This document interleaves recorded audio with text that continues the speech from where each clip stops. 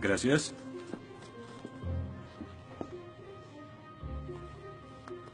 Disculpe, señor... Wheaton. Josh Wheaton. Señor Wheaton, ¿le pasa algo? No puedo hacer esto. No puedo hacer lo que pide, soy cristiano. No, no se preocupe, aún puede regresar a su dormitorio, arrodillarse y orar al lado de su cama si quiere. Lo que haga con su vida es su problema, pero lo que haga aquí en la clase es el mío. Yo no puedo. Muy bien, señor Wheaton. Déjeme explicarle la alternativa. Si no puede admitir que Dios está muerto para el propósito de esta clase, entonces tendrá que defender la antítesis de que Dios no está muerto y será enfrente de la clase, en el atril. Y si falla, que de hecho lo hará, perderá esta sección que equivale al 30% de la nota final de este curso. ¿Lo acepta? ¿Quién decide si gano o pierdo la discusión? Pues yo lo haré. Es mi clase. Yo dirijo. La evaluación es mi privilegio. Con todo respeto, pero no creo que sea objetivo. ¿Y qué es lo que propone? Bien. ¿Y qué tal ellos? Bien, es interesante, pero ¿por qué darles el poder a ellos? Ya los convenció. Lo que debo hacer es desconvencerlos, para que admitan su error.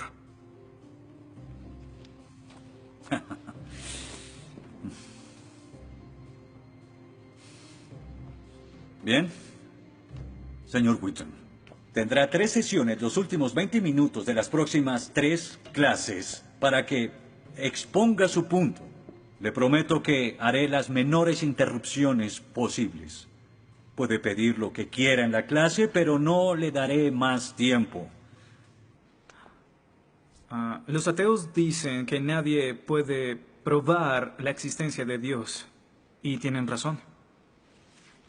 Pero yo digo que nadie puede refutar que Dios existe.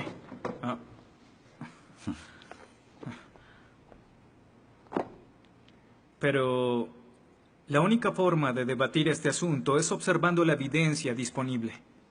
Y es lo que vamos a hacer. Pondremos a Dios en un juicio. Con el profesor Radisson como fiscal y yo como el abogado defensor. Y ustedes como el jurado. La mayoría de cosmólogos están de acuerdo con que el universo empezó hace 13.7 billones de años en un evento conocido como la Gran Explosión. Ahora, analicemos la descripción del físico ganador del premio Nobel Steven Weinberg de cómo habría sido la Gran Explosión y, ya que él es ateo, podemos estar seguros de que no hay ninguna inclinación religiosa en su descripción. Al principio, hubo una explosión y en 3 minutos, 98% de la materia que hay o habrá se produjo. El universo apareció. Por 2500 años, la mayoría de científicos estuvieron de acuerdo con Aristóteles, con la idea de que el universo siempre ha existido sin inicio o final. Pero la Biblia no está de acuerdo. En 1920, el astrónomo belga Georges Lemaitre, teísta, que de hecho... ¿Qué es un teísta? Un teísta es alguien que cree en la existencia de Dios. Dijo que todo el universo saltó a la existencia en 1/1000.000 de 1/1000.000 de segundo. De la nada, en un inimaginable destello de luz. Así es como esperaría que el universo respondiera si Dios hubiera dado la instrucción en Génesis 1:3 que exista la luz. En otras palabras, el origen del universo apareció como se esperaría después de leer Génesis y por 2500 años. La Biblia tiene razón y la ciencia está equivocada. Todo apunta a un Dios que lo creó, verán. En el mundo real no se ven cosas que se salgan de la nada, pero los ateos quieren hacer una excepción en esta regla. Específicamente en el universo y... Pero en su libro El espejismo de Dios, Richard Dawkins dice que si me dices que Dios creó el universo, entonces tengo el derecho a preguntar quién creó a Dios. La pregunta de Dawkins solo tiene sentido en términos de un Dios que ha sido creado. No tiene sentido en términos de un Dios no creado. que es la clase de Dios en el que creen, incluso dejando a Dios fuera de la ecuación, tengo el derecho de devolverle la pregunta al señor Dawkins y decir, si el universo te creó, ¿quién creó el universo? Ven, tanto teístas como ateos están agobiados por contestar la misma pregunta de cómo iniciaron las cosas. Lo que espero que entiendan de esto es que no hay que cometer suicidio intelectual para creer en un creador tras la creación, y en la medida que descarten a Dios, se verán obligados a encontrar una increíble explicación de cómo las cosas iniciaron.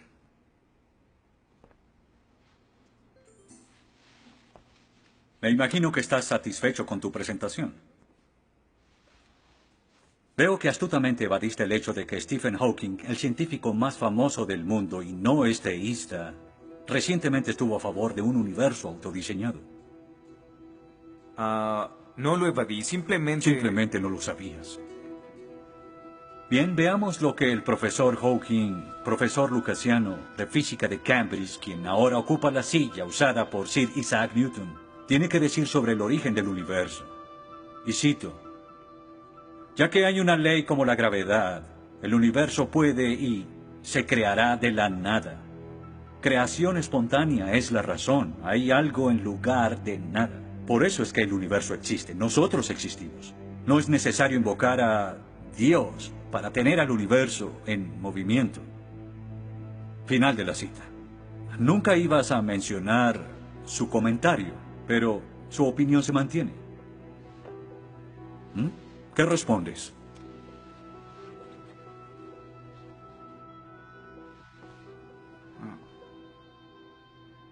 No sé. ¿No sabes? Pinché el globo de todo tu argumento con un solo alfiler y... ¿tú no lo sabes? Oh. Señor, me gustaría decirle que tengo la respuesta perfecta, pero no quebranta mi fe. Oh, ok. Así que el más grande cerebro científico de toda la historia dice que Dios no es necesario, pero un estudiante de primer semestre dice, oh, sí lo es. Wow, ¿sabes? Va a ser una decisión muy difícil. Pues estaré pendiente la próxima semana. Se acabó la clase. Gracias a una ley como la gravedad, el universo puede y se creará de la nada. Y para ser honesto, no sabía cómo refutarlo. Después de todo, es cierto que Hawking es un genio. Pero el profesor John Lennox, quien enseña matemáticas y filosofía, ha demostrado que no hay ni uno ni dos, sino 3 errores de lógica en esa simple frase y se reduce a un razonamiento circular. Hawking básicamente está diciendo que el universo existe porque necesitaba existir, y como el universo necesitaba existir, se creó a sí mismo. Es como si les dijera que la carne enlatada es la mejor que haya existido porque en toda la historia no hay comida que sea mejor. Quizá me vean extraño y les digo que nunca he probado nada más. Y tienen razón, lo estoy ratificando. Pero cuando Hawking afirma que el universo se creó a sí mismo porque así debía ser, y luego dice que tiene una explicación de cómo y por qué fue creado, no reconocemos que está haciendo lo mismo. Pero así es. Continuando con Lennox, sandeces se quedan en sandeces, aunque sean dichas por un famoso científico. Y el público asuma que son declaraciones de la ciencia. Este es el tope de la arrogancia. ¿Me estás diciendo que tú, un estudiante, afirma que Stephen Hawking está mal? No. Lo que digo es que John Lennox, profesor de matemáticas y filosofía, encontró que las razones del profesor Hawking son incorrectas. Y si no soporta mi desacuerdo con Hawking, le sugiero que vaya a la página 5 de su libro, en donde insiste en que la filosofía está muerta. Y si está tan seguro de la infalibilidad de Hawking y la filosofía realmente está muerta, entonces no hay necesidad de esta clase. El mal. Se dice que el mal es el arma más potente del ateísmo contra la fe cristiana. Después de todo, la existencia del mal nos lleva a una pregunta. ¿Y si Dios es tan bueno y tan poderoso, ¿por qué permite que el mal exista? La respuesta a esto es muy simple. Libre albedrío. Dios permite que el mal exista por el libre albedrío. Desde el punto de vista cristiano, Dios tolera el mal en este mundo por un tiempo para que un día todos los que eligieron amarlo estén con Él en el cielo, apartados del mal, pero con el libre albedrío intacto. En otras palabras, la intención de Dios con el mal es destruirlo un día. Oh, qué conveniente. Un día me desharé de todo el mal del mundo, pero hasta ese momento tendrán que lidiar con las guerras, holocaustos, tsunamis, pobreza, hambruna y sida. Que se diviertan. Luego nos enseñará sobre el absolutismo moral. ¿Pero por qué no?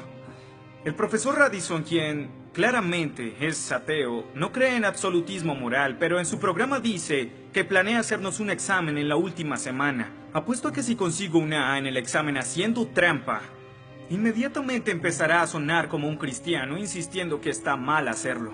¿Y qué base tendría él?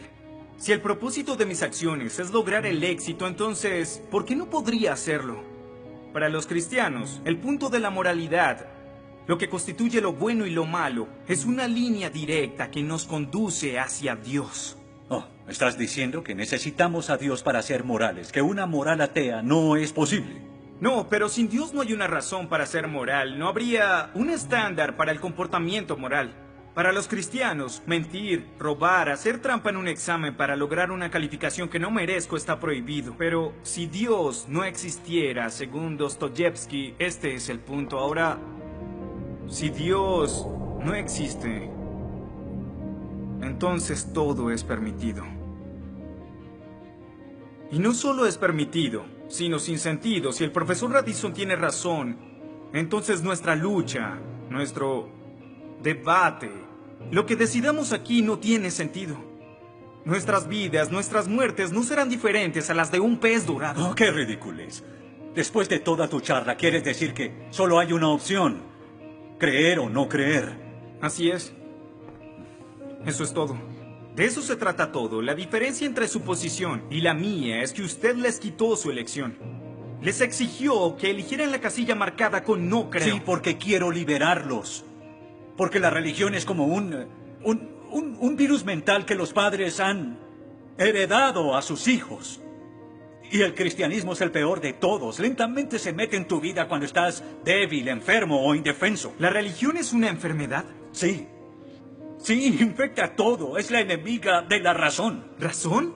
Profesor, usted dejó la razón hace mucho tiempo. Lo que nos está enseñando aquí no es filosofía, ni siquiera es ateísmo. Lo que nos está enseñando aquí es antiteísmo. No es suficiente. Necesita que todos no creamos como usted. ¿Por qué no admites la verdad? ¿Quieres enredarlos en tu primitiva superstición? Lo que quiero es que tomen su propia decisión. Eso es lo que Dios quiere. No sabes cuánto voy a disfrutar reprobándote. Pero ¿a quién realmente quiere reprobar, profesor? ¿A mí? ¿O a Dios?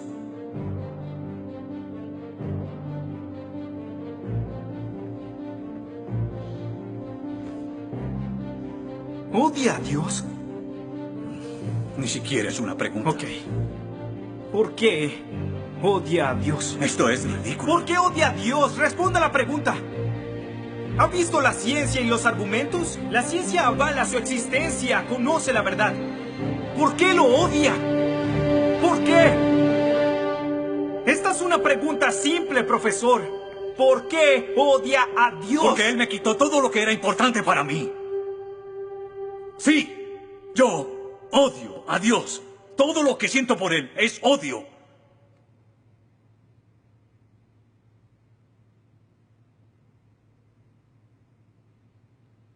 ¿Cómo puede odiar a Dios si no existe?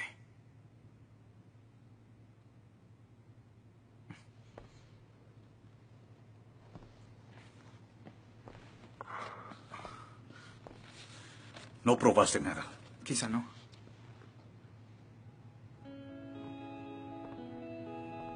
Ellos deben elegir.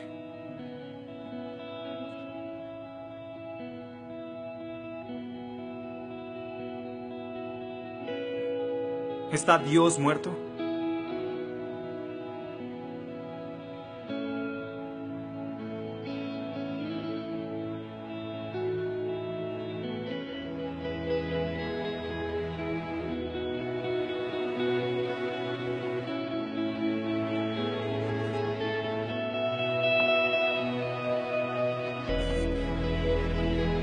Dios no está muerto. Dios no está muerto. Dios no está muerto. Dios no está muerto. Dios no está muerto. Dios no está muerto. Dios no está muerto. Dios no está muerto. Dios no está muerto. Dios no está muerto.